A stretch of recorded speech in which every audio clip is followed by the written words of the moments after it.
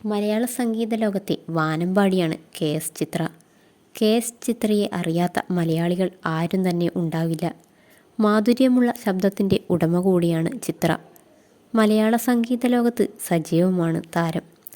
അതുപോലെ തന്നെ സോഷ്യൽ മീഡിയയിൽ താരം സജീവമാകാറുണ്ട്. താരത്തിൻ്റെ വിശേഷങ്ങളൊക്കെ അറിയാൻ ആരാധകർ കാത്തിരിക്കാറുണ്ട്.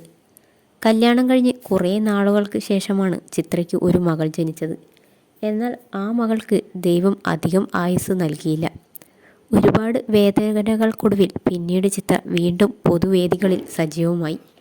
എല്ലാ വേദനകൾക്കും ഒപ്പം നിന്ന് ചിത്രയെ ഇപ്പോഴത്തെ ചിരിച്ച മുഖമുള്ള ചിത്രയാക്കി മാറ്റിയത് താരത്തിൻ്റെ സ്വന്തം ഭർത്താവാണ്.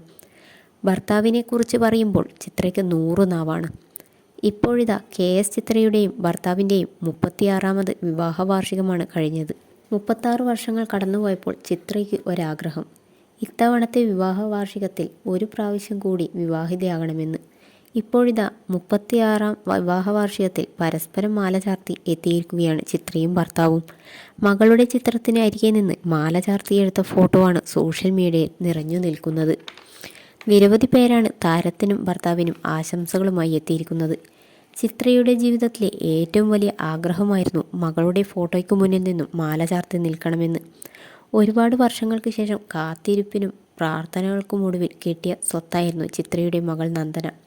മകളുടെ വേർപാട് ചിത്രയ്ക്കും ഭർത്താവിനും സഹിക്കാവുന്നതിലും അപ്പുറമായിരുന്നു.